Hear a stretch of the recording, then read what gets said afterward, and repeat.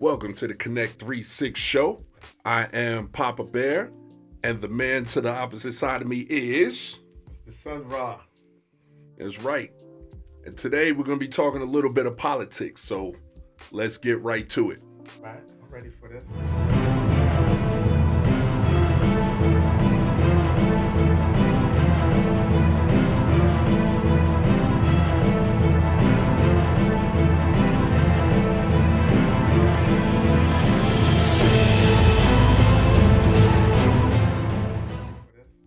All right, so me and Sun Ra was talking, and we were having a discussion about what political parties we like to side with. And I think I might have rubbed my mans the wrong way when I said, I actually side with Republican Party.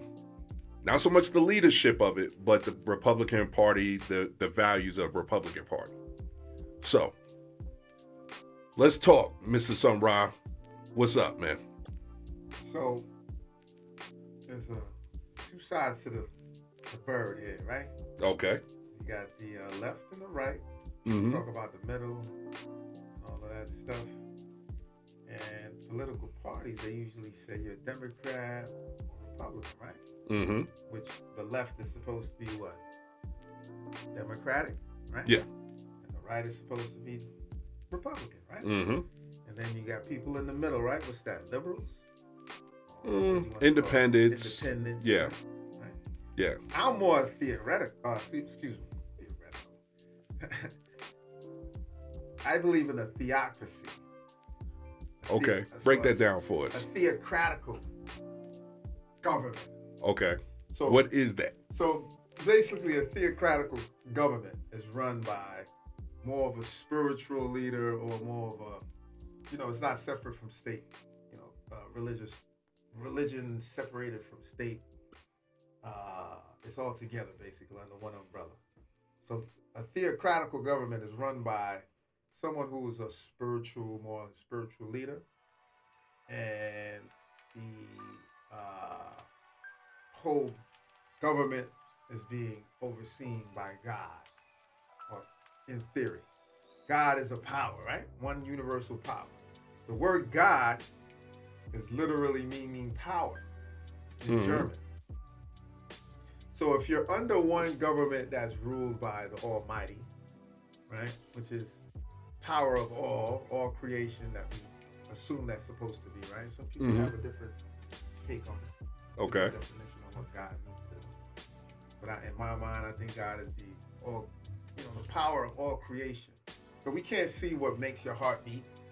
We can't see what, when a sperm hits the egg, the ovum, it turns into a blastocyst, and it starts dividing up. What's making all that happen? That's something outside of us that's making that electrical force happen, right? Same thing with government. You can't have this one specific group of people run the whole nation that are not a collaboration of all those people that live in that country. Wait a minute. Okay. You definitely threw me for a loop here. All okay. Right, go ahead, boss. All right, so my first question about it. What you described? Yo, wouldn't that be a cult, bruh? Nah, I don't think so. So what would be the difference between what did you call it, a theocracy and theocratic. A cult? I mean, it's basically one person running things where God or a God is up top and everybody's listening to this one person tell them how stuff. A theocratical. It sound like David Koresh to me, bruh. Right. But it's not just one guy. It's a government body of people. Overseen by who?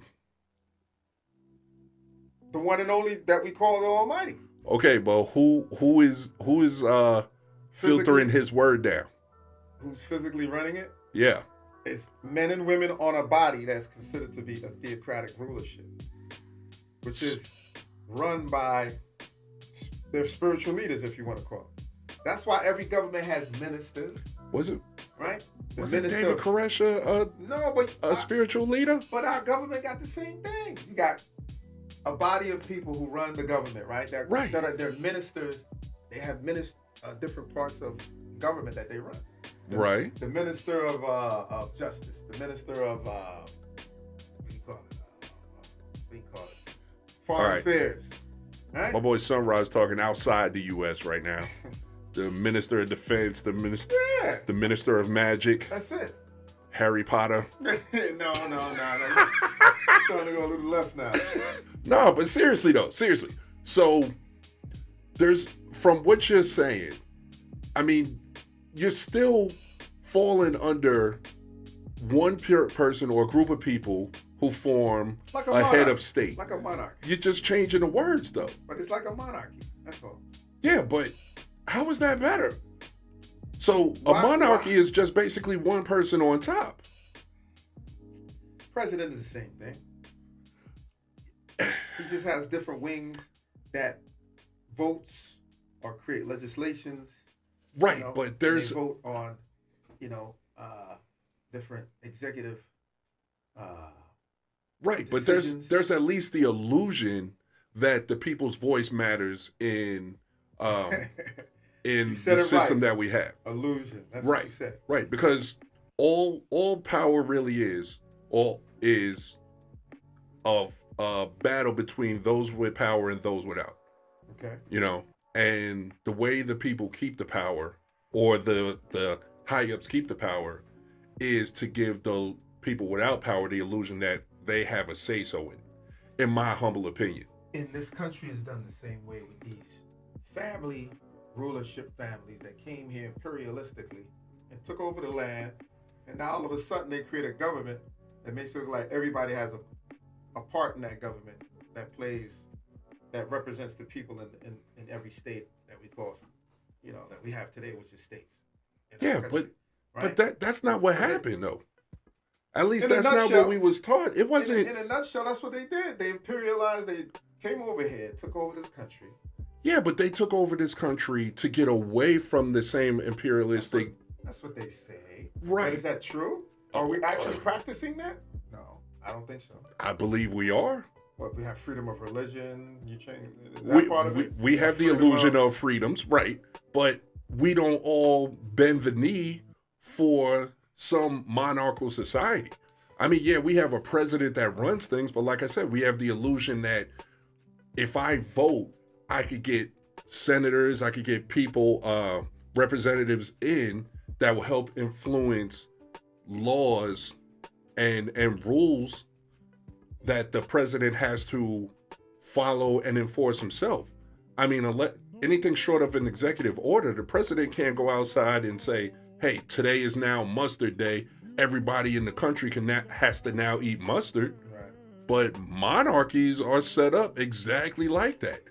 Now, modern day ones aren't, but that's what they were based on. You have kings and you have queens and people of that nature. If they say, hey, everybody turn in your pudding. I don't want the taxes. I want all your pudding. Guess what you're doing? But a theocratical government, right, is run by people who are not religious, but spiritually are being in tune with nature. And that's because that's what the order of everything comes out of when we deal with law. Law deals with nature. Right. But now you're just talking, you're talking politics over, it's the same system, the same structure that you're talking about. You're just talking about what's the influences of that system or structure now. Because what you're talking about is absolutely no different than Democrats or Republicans. It's just another way of looking at the exact same apple, so to speak. I don't see what's so big about being a Democrat or a Republican in this country that makes it so different from each other. Those two parties, they all sit on the same, cabinet in a sense. Well, in my view, I believe you got to break it down to its bare bones. Once you start convoluting things, like you get, what are they called? Extreme conservatives. Or no. Yeah, extreme conservatives. Or you get conservative liberals. And it's like the lines have been blurred to the point where Democrats aren't Democrats, Republicans aren't Republicans. And then you get these wackos in the top office, which, for another story for you down the road, I really think that we already have an age minimum for president, Right. which is 35 for those who didn't know. 35. I think there should be an upper limit.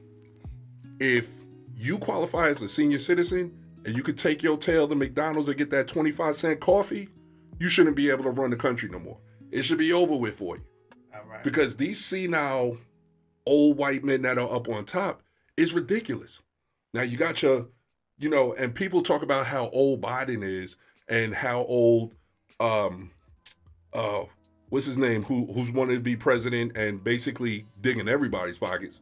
The old dude. His name escapes me. Y'all know who I'm talking about. Put it in the comments for the guy's name. He's a senator right now. But basically, do you realize that Joe Biden is actually younger than Donald Trump? So, and then Donald Trump was in, and granted, I know the people who like Donald Trump because of what they felt Donald Trump was able to do. But at the end of the day, he was just another old senile dude just doing shit. You know what I'm saying? Like, the stuff that would come out of his mouth. You talking about Patrick Leahy? No. Bernie. Bernie? Oh, Bernie. Oh, yeah, Bernie. Uncle Bernie's old tail. Uncle You know what I'm Bernie, saying? Uncle Bernie. And it's like, I don't know why, in today's society where you have all these different cultures based on the new and upcoming generations, the millennials and younger, because we as Generation X, I don't know, you might be a baby boomer, but you kind of old, bro. Man, I'm on the beginning part of the X. All right, but so us Generation X's, we are officially on our way out the door when it comes to leading the way for what's new and what's cool. We still represent us, and we represent us well. We're not even listen, this is my beef. We're not even a unified one under one umbrella nation. Of We got course all not. these other ethnic groups. It's not possible. Been here, right? It'll never be. So while you and I, melanated people, who are descendants of people who were enslaved and people who are mishmashed with other people that were here indigenously, and people who were, mixing in from other ethnic groups. Yep. Whether we were on the islands, because my family comes from the island of Jamaica, or we were here on the, what do you call it, in the continental U.S. Yeah. Mainland. The mainland. basically. Right. To me, we shouldn't be fighting them. Excuse me. We shouldn't be stressing a theory of how we run our country with other people who don't even consider us to be first-class citizens with them. And then when they were creating the Constitution, the Declaration of Both of them. the Constitution Declaration and and the Constitution, we weren't even considered to be humans. Right. For them to Right. even Not write us full in- humans. Right. For them to even look at us as equal. That's why they created this 3/5 to count every 3 slaves out of 5. That's what it really was. It was 3 people out of 5 people, because people that had slaves, which were the Caucasian European Americans at the time, right, who bought us as workers or people who were, laborers for them. As property. As property. So this property was the whole argument in Congress to see that they're not even equivalent to us. Why should we have them as bodies of humans or people who are considered to be populous in the state, right? For those states that had a larger population, they were wanting to be able to tax. The government wanted to tax these people, these folks that had these slaves. But there were more people that have more slaves in those states. right. So why are we now, since we're so-called free, which we're not 100%, that's another whole show, worried about their politics? If we can't even get ourselves together to consider us to be independent and have freedom of religion and freedom of speech and freedom of interaction of getting social grants or social benefits. I think you pretty much nailed it at the beginning of your question. I think you nailed the answer. And it's because we are a people of so many different nationalities, and within our people, different creeds, and almost to the point where with different races. So it's real hard to get us together. You know what I'm saying? You look at all the little societies around our major cities. Whether it's Atlanta, whether it's New York, whether it's LA, Chicago, they all have a Chinatown. Right. They all have a little Italy. Right. They have a little Greece. Right. Their people are united and they can form something because they know who they are and where they come from, and they share that line together. Right. Who are we? Yeah, but they came here more recent than we did. That's why. Even the African nations that came here more recent are more successful than the foundational African Americans or the what do you call the other one? Well, first of all, there ain't no such thing as African Americans. So-called, yeah. Well, you know what I'm saying? So-called. I mean, because let's look at all the, you look at all the other people who come here. If somebody is Greek and they become nationalized in America, they're Greek Americans. Right. We, as generation people who lived here, we weren't naturalized by any process other than birthright. So we are straight up, we're Americans. We happen to have black or dark skin, but we're not African Americans. Sure. I can't stand that, and I can't. That's another. I can't stress that enough to me. There's no. Now if somebody, that's another, because let me just say this real quick. I want to go. Okay, that. But and that's kind of feeding what I'm saying though. I went to a church one time, when I was younger, and there was a white gentleman from South Africa. Right. And he kind of made a joke. I think he was a deacon at the church or something. I want to say this was somewhere in North Carolina. I'm not sure. This might have been while I was still in the military. Okay.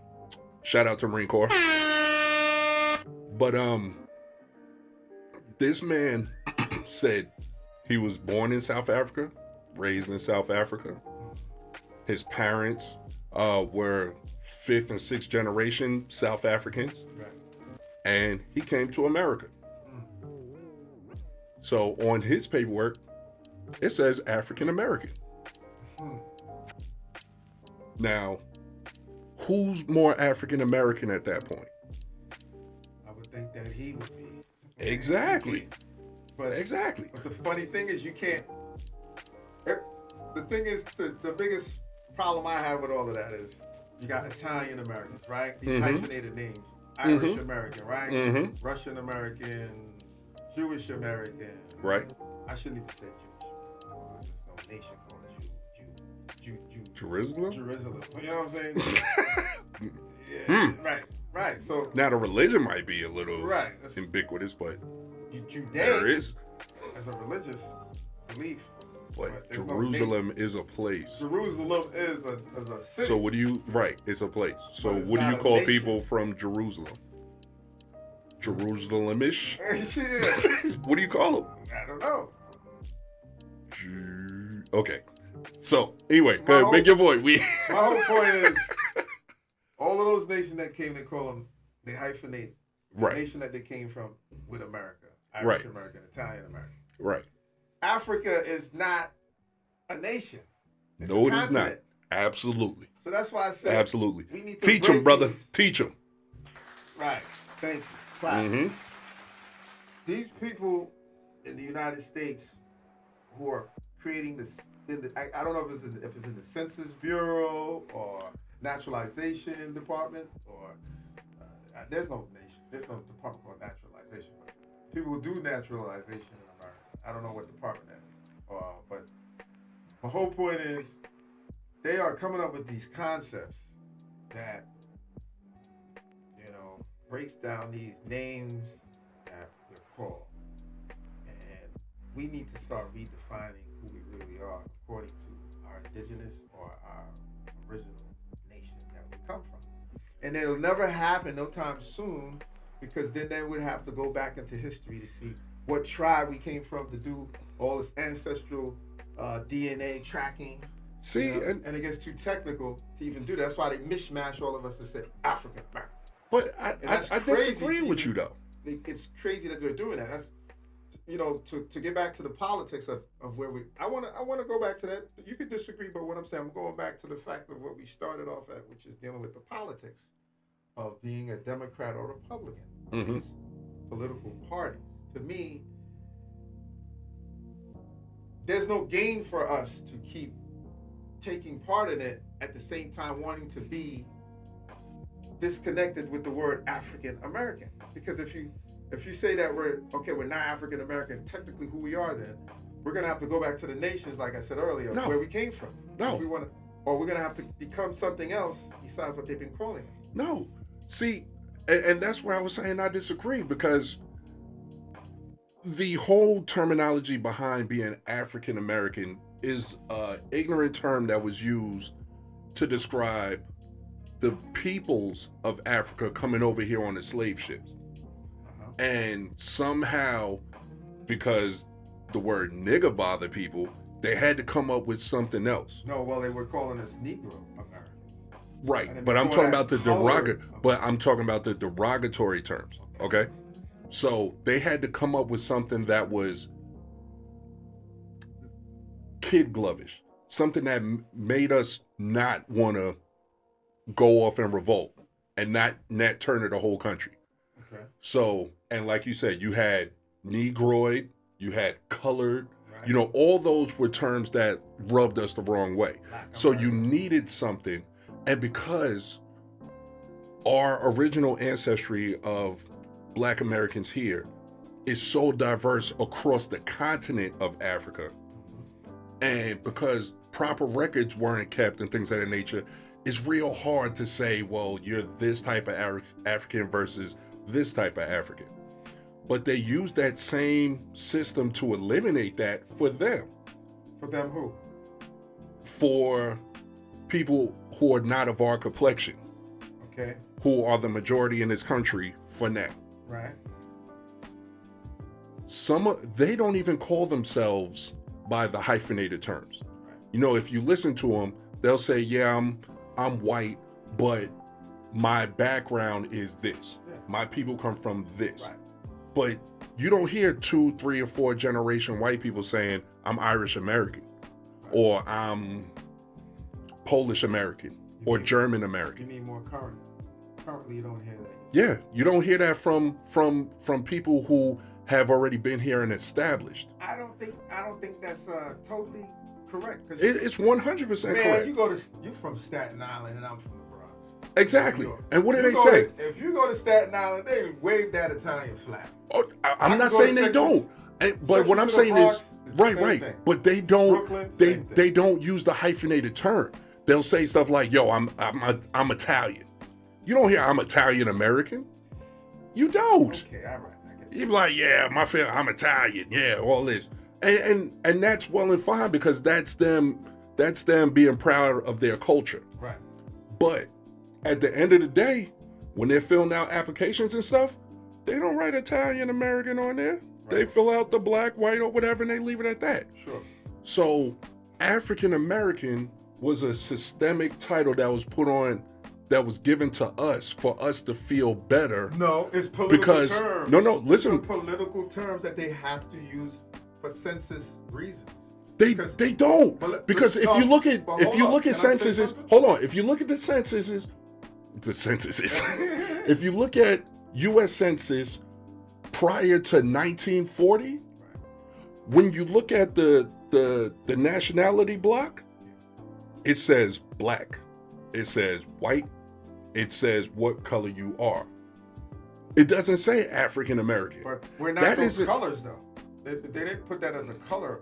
It's a class census given name. Right, but that name Because- is based on the color of your skin. I wasn't. It is. Listen, It is. How else do you Politically- determine the difference between black and white? politically, it was a political name given to those people that were here and people that were coming here.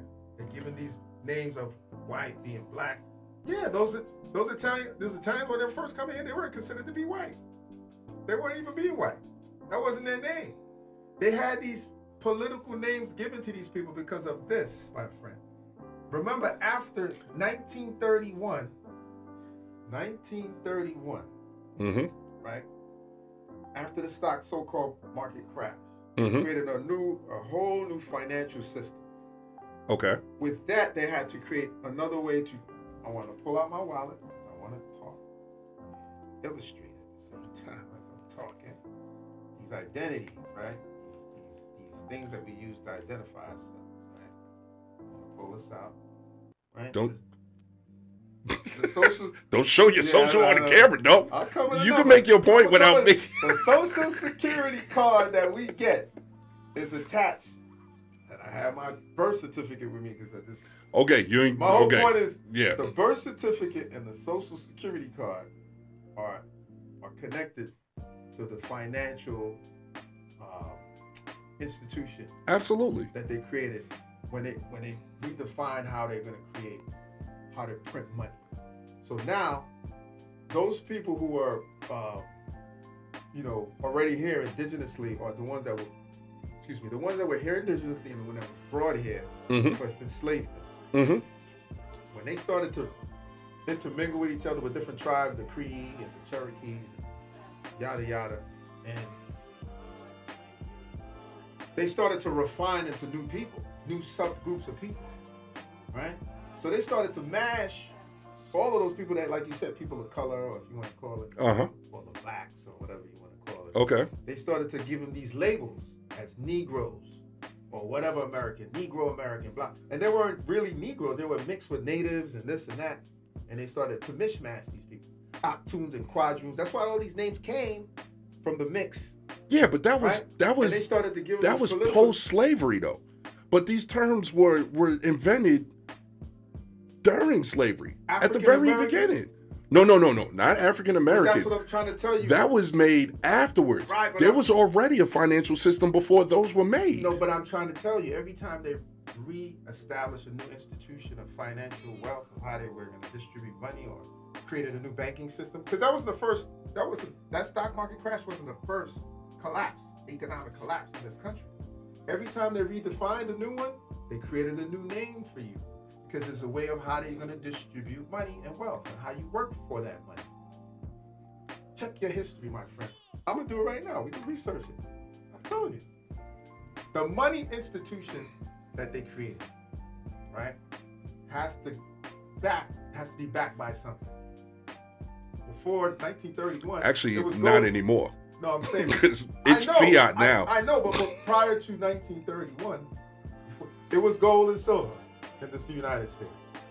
That was the coin currency behind the value of our dollar back money. Right. So my whole point is when 1934 came in, the Social Security Act came into effect. Mm-hmm. The Social Security Act replaced the way they distribute money to people and how you work for it. Right. Because the gold and silver was the dollar bill was taken off the gold and silver, the gold standard. Right. So that's why they had that gold reclaiming gold. The government was actually going out to people's house, knocking on the door, getting their money, the gold back from the actual citizens of the United States. Right. To legitimize the now official financial face, which was the dollar. Right. So like the dollar would stand on its own, and literally the government can decide the value of that dollar at their choosing. It wasn't really like that. It was a transition where No, it was definitely like that. they were using people as the actual worth of the money. And What? even all the way up to this day. I'm telling you, even up to this day, they still value every person that comes in here as an immigrant, or everyone who's born here, I understand. registered and bonded Right. to their So birth certificate. I totally get So, that. But how are you now- saying that the person decides the value of currency? No, they're valuing you and me anytime we're born in this country as a citizen Mm-hmm. or come to this country as a citizen. They're valuing you the wealth behind how the money is going to be valued is what I'm saying. The wealth behind that dollar bill is going to be basically geared off of every person that's born in this country. You're worth a certain amount of millions or thousands of dollars per year that they generate. That's why they're able to print more money through the Treasury Department, giving it to the Federal Reserve. The Federal Reserve borrows the money from the Treasury Department, but they can't just print it, like you said, just for fiat only. They have to have something backing it. So it's you and I that they're giving the wealth. They're how should I say? They're backing the wealth of that money off of you and I working for it and being citizens in America. So they know that by the time you are born all the way till you die, you're going to be worth a certain amount of money generated in the economy. So they can trade for oil or trade for whatever they're going to trade for with other countries. So with that being said, and that being... and they bond it. They bond you to a treasury bond, which is securitized. But as an then, insurance. Okay, so That's why, that makes sense if it's based on one person is equal to this much financially. Right. But not per dollar. It's like you're worth $10,000 the minute you're born. Right. So economically, they could print $10,000 more and circulate it. I totally get that. But even if with that being the case, that means every American is born with a set value. Yes. Okay, so if every Black, American, white, whatever you are, it doesn't even American, matter. You're born here, you just gave the government green light to print more money to subsidize your being here and being American. Right. No problem. I'll go with you on that one.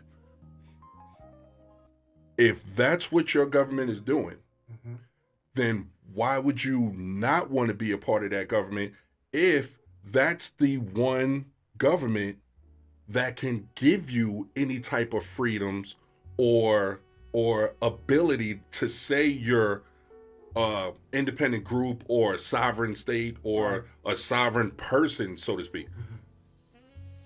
Why not be part of that system if that system is literally giving you value and working for you? I agree with you in everything you just said, but not right now.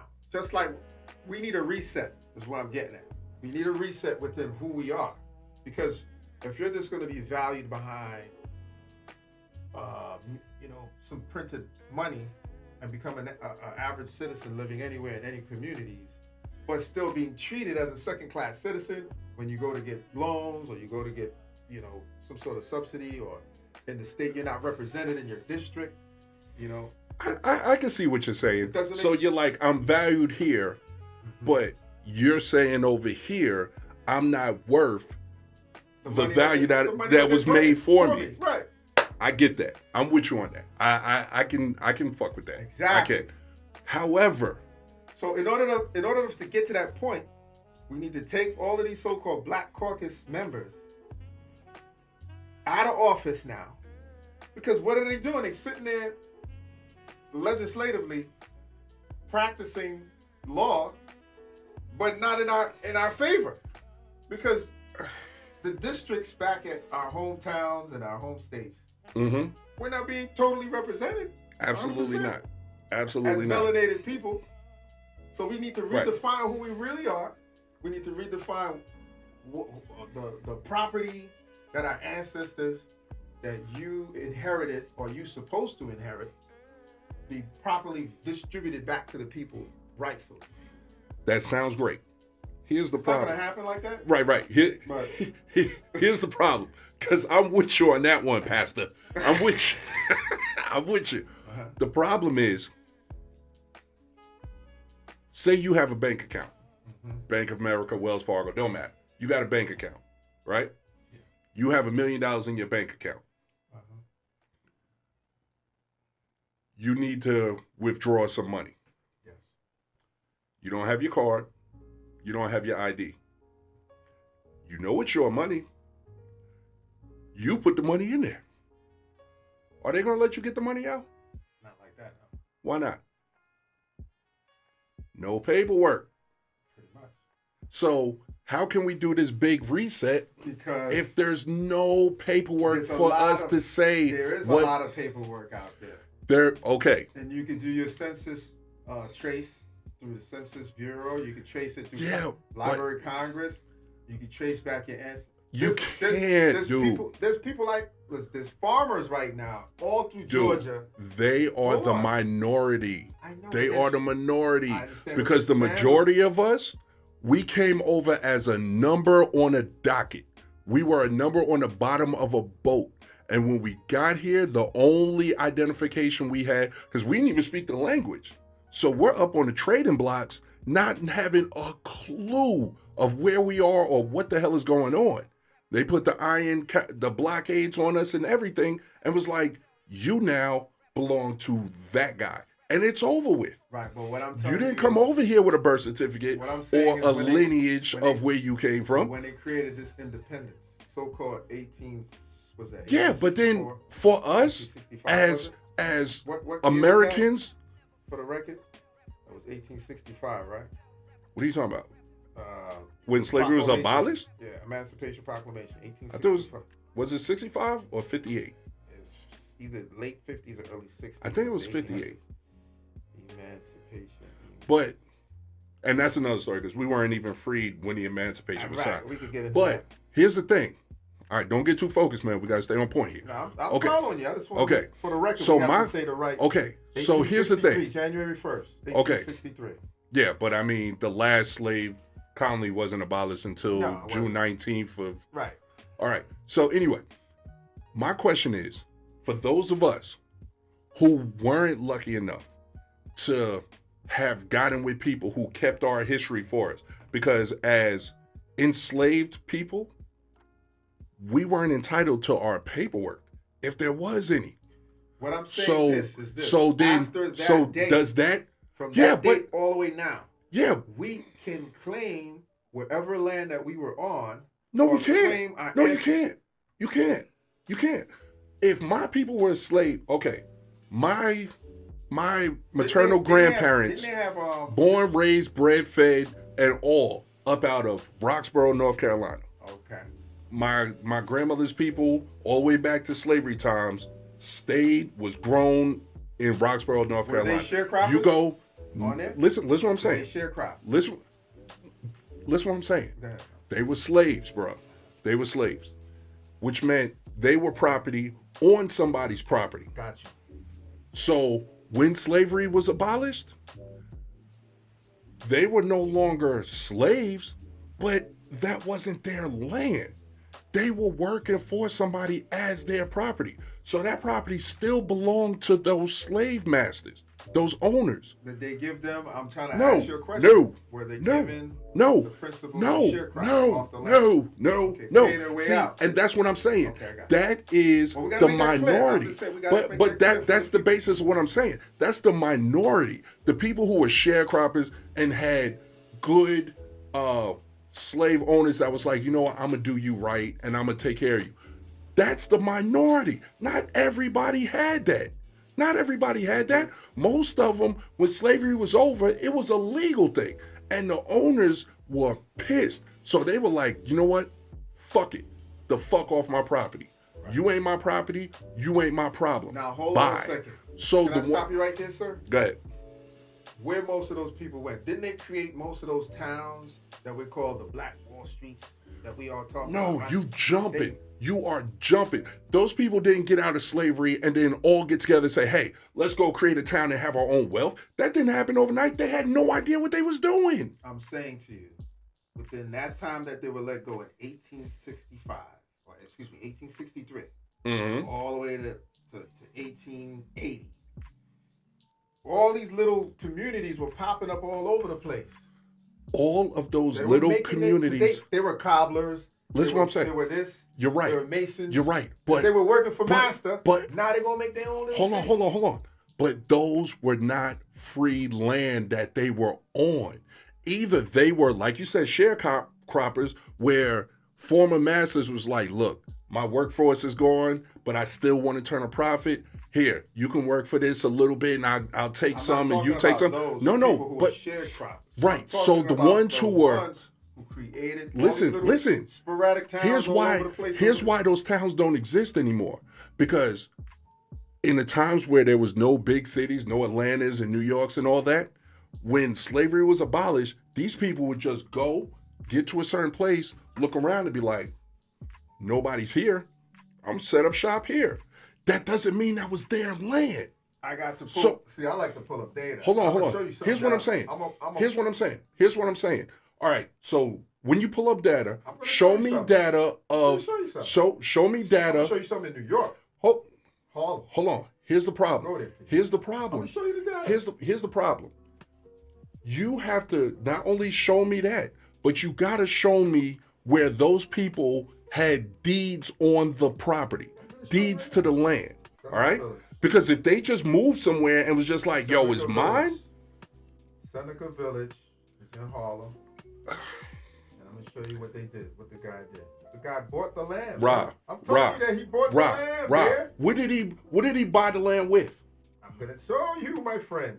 Seneca Village was And let me finish. listen. Seneca Village was founded in 1825. That was even Uh-huh. before a proclamation. You know why? Hold on. You know Let's- why? This was whoa. Keep your point. Hold on to your point. No. Here's the point. What part of the country was that? This was in New York. Oh, okay. So that Northeast. wasn't in the South. No. Okay, so you know there's a distinct difference of All Black right. America Sure. in the North Let's versus go there. South. We're gonna go there. We're gonna go Okay. there. Hold on. Okay. We're gonna go there. Okay. I know you made your point for the public. Seneca Village was founded in 1825 by free Black Americans. Free Black Americans. Continue. 1825. Okay. Continue though. But that I'm just Continue though. I know. they started stuff, No, but hold on, was hold on. it on their I'm trying to land? make hold on. You're away from the mic No. again. Hold on. My point Uh-huh. is that 1825 was before of the Emancipation Proclamation. Because there wasn't much slavery in the North. But hold on, my friend. So this it's guy's from easy the in South. the North. This guy was Yeah. Hold on. Ran. Hold on. a runner. Property that escaped. We're trying right? to get a point across. We're trying to Okay. establish our point. Okay. Which my point is We're you not- can't just grab land and say it's yours. Listen. That's my point. Let me build. We're building, brother. Okay. This is a podcast. Let's right? rock. All right. Let's rock. The first such community in the city, right? Although under Dutch rule, there was a half-free community of African-owned farm. Huh? What was that line? It was under what? What? This city was started under what? Listen, So it was somebody else's land that he started a city on, right? Is that what you just read to me? bruh. What was that for? Let me finish, bruh. What was okay? I got you. I was just wondering No, that 5-letter keep word you said that begin with a D. Dutch, the Dutch. Oh, okay. The So first gotcha. such community Uh-huh. in the city, Uh-huh. right? Although under Dutch rule, Ooh. there was a half-free community. Ooh, of African- half? Yeah, Half? yeah. Not full free? Yeah, right. What? Half. Okay. What? In 1825? Of African-owned farms north of New Amsterdam. Anyway, at its peak, the community had approximately 225 residents, 3 churches, 2 schools, 3 cemeteries. Mm-hmm. The settlement was later also inhabited by Irish and German immigrants. Uh-huh. Seneca Village existed until 1857. And what happened? You funny. When through eminent domain, Oh, no, he didn't say that word. eminent domain, Uh-huh. the villagers and other settlers in the area were ordered to leave, and their houses were torn down for the construction of Central Park, like we know today, right? The what do you say? Entirety of the village.